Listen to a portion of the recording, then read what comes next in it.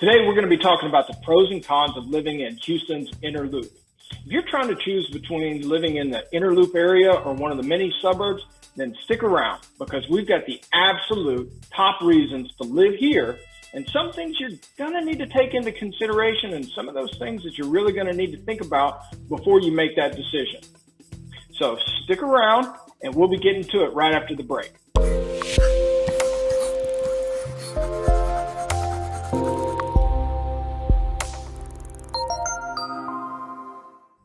So if you're new to this channel and you want to know anything and everything about living in Houston, Texas, well, this is a place for you. Why don't you just go ahead and click that subscribe button, ring that little bell, and you'll have access to all of the research, all the information, anything that you need to know about living in and around Houston, Texas. Hey, and if you make that choice, you decide to come, we're helping people all day, every day. Just give us a call, send us a text message, send us that email. If you want to, send us that little carrier pigeon, whichever is easiest for you. And if you're moving to Houston, we've got your back. So, first things first. If you've never lived in Houston, you might not be familiar with what this inner loop is all about. Well, let me describe to you. First and foremost, it predominantly means those areas or those neighborhoods that are encapsulated in what's called that 610 loop, that first I-10 loop around that downtown area. But not necessarily. There's also some areas around that everybody in Houston considers or calls inner loop that really is not inside that loop. There's the Memorial area, the Villages, Oak Forest, Forest Grove, Bel Air, Meyerland. Particularly Bel Air literally is cut right down the middle by 610. So it's considered that inner loop. Also the Galleria, which is just outside of the 610 loop, is also considered inner loop. So let's get to it. Let's start talking about the pros. And Houston, like any big city, traffic. You're going to be dealing with traffic, and it is a pain. So what's the pros? What does that mean? How does that result in why we should consider living in the inner loop? Well, you have the easiest commute to the largest and most predominant work and travel centers: downtown, Galleria, Med Center, Port of Houston, and then also for traveling, you've got Intercontinental, Bush Airport, as well as Houston Hobby. So if you want to drive less and live more, especially when it comes to work, then living in that Houston, that inner loop, is an absolute premium. You also have what's called a reverse commute, where you're actually going against traffic whenever you live in the inner loop and you need to work in the Energy Corridor, Sugarland, the Woodlands, Spring, Pearland, Baytown, Pasadena, even out into the Space Center. So, little story to hit this home. Drew and I had a client, friend, dear good friend, who lived in the Heights and worked in downtown, and it was absolutely great for him.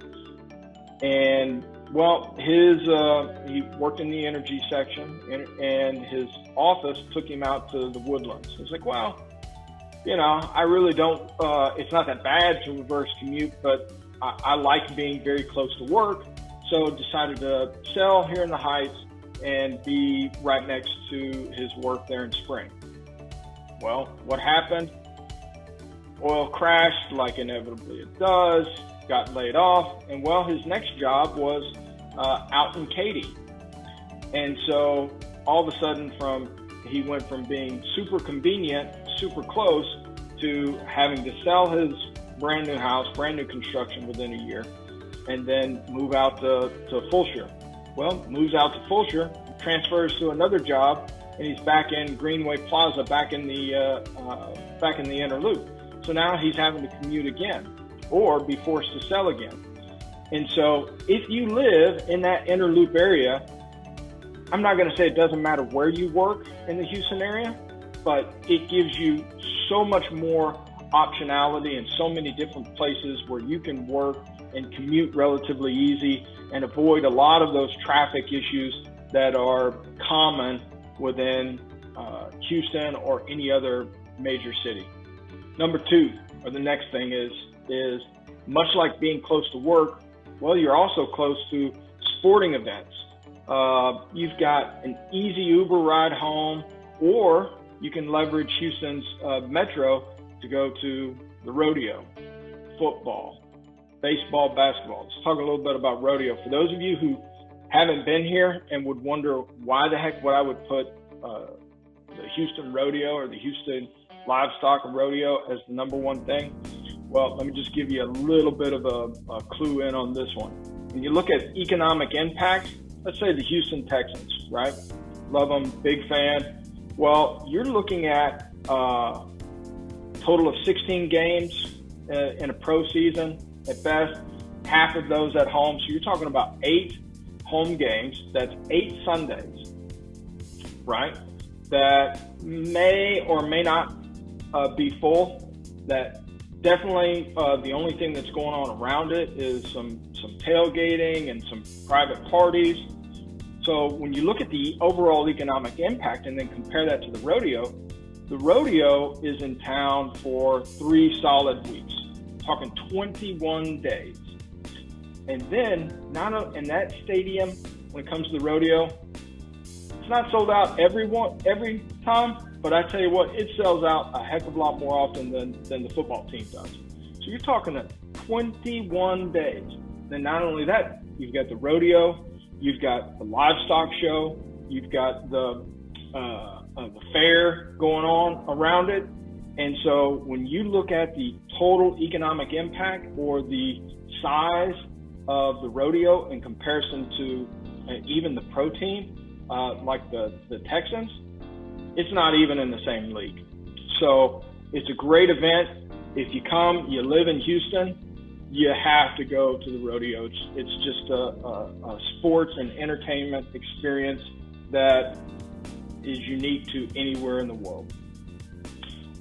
Football, we've got pro, but we also have the University of Houston and Rice, which are both accessible via the metro system. And right here within the inner loop, we've got the Rockets and, of course, the Houston Astros, as well as great collegiate teams for any of that.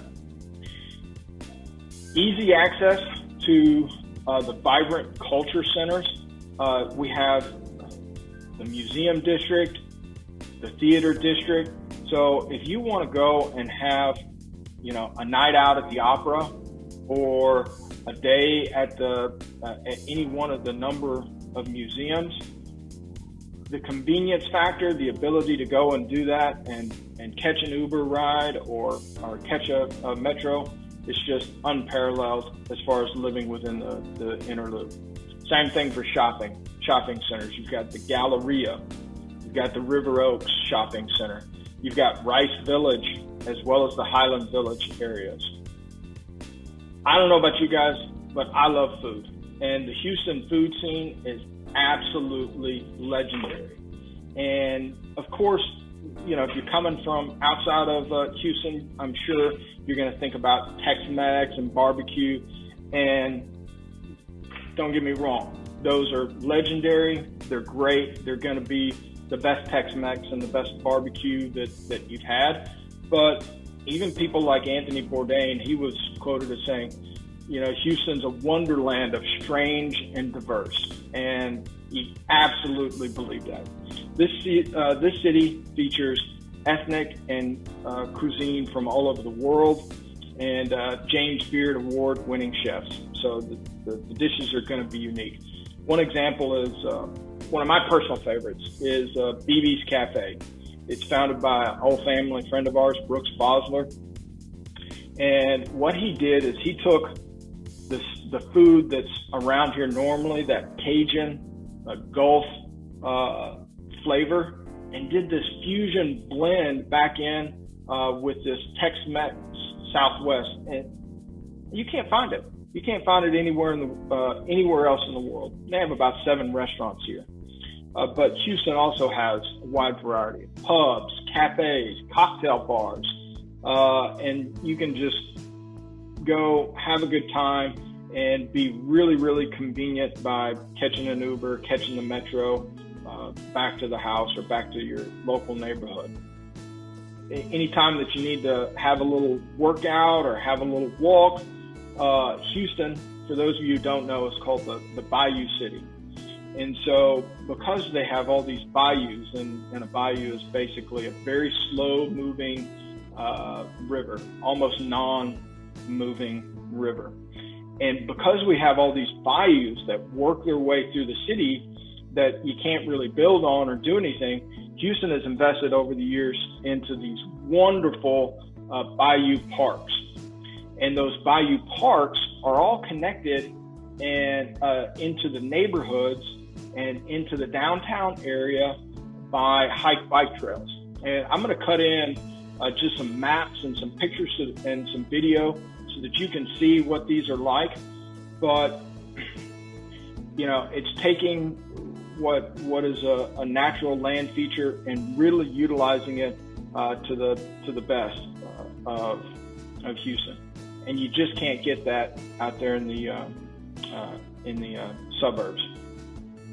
So, some of the cons. What are some things that you're like, I really need to take into consideration before I move into the inner loop? The top three things in real estate is location, location, location. Well, the top three cons, or the top three things that you need to consider, is money, money, money. The cost and availability for land within these inner loop communities drives the vast majority of these cons. First and foremost, lots don't become available all that often. So when they do become available, larger lots, generally the older house gets scraped and it gets subdivided so that the lots are going to be smaller so that the investor can get a reasonable return on their investment. So your cost of your house is going to be more expensive. The lot sizes are generally going to be smaller.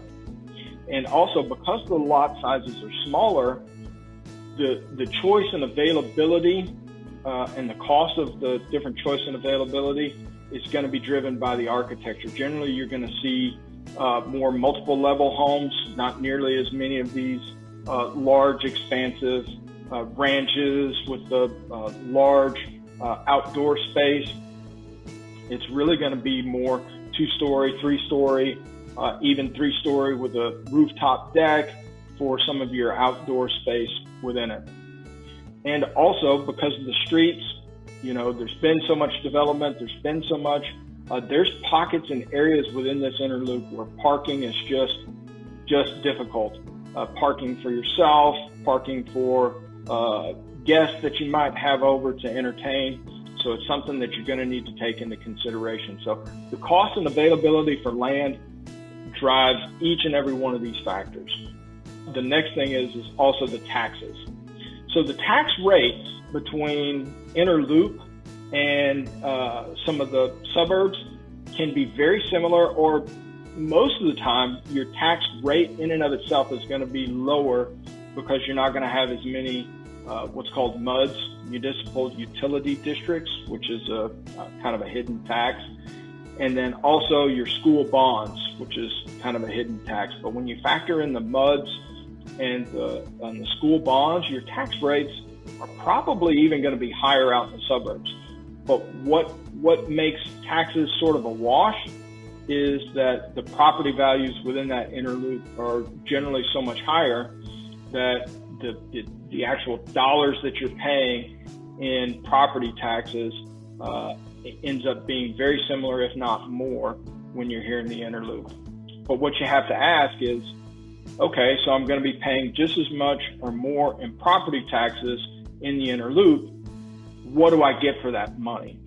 Whereas in the suburb areas, you have just absolute highest ranked school choices all the way from elementary school through high school. And for those of you who don't know how property taxes work in the state of Texas, property taxes are almost exclusively tied to schools and school districts. They're tied to what's called independent school districts. So Houston has an independent school district. Katy has an independent school district. And when you see ISD, like out in Phoenix, the mayor or the city has control of the school board and the school, whereas in Texas, those are independent governing agencies. Okay, so that means that school board and those school board elections are independent from the municipal, and your property taxes are what drives that school and school choice. Now, within the Houston inner loop, you've got some great schools and some great school choices, but it's a lot more hit and miss, and you're going to have to make more personal choices about whether you're going to homeschool, whether you're going to send them to private school, or whether the neighborhood or the area or the local school is going to meet you and your family's needs. And then last, and I think probably the most important consideration, is what's called transitional areas. Within this inner loop, you've got a number of areas where the homes are older, the local shopping or everything is older and more, call it run down for the lack of a better term. And there's been a tremendous amount of investment in there trying to transition it, taking those homes, scraping them, building new homes in it. But that's not an instantaneous process. So there are pockets and areas within this inner loop that are transitioning from older, more run-down areas to more developed, modern, and higher end. So you really need to be doing the research and working with what's the best fit for you and what you want to do. Well, hey, that's about all the time we have today. I've really enjoyed this. Please, thank you for sticking around, and I look forward to catching up with you next video. Bye.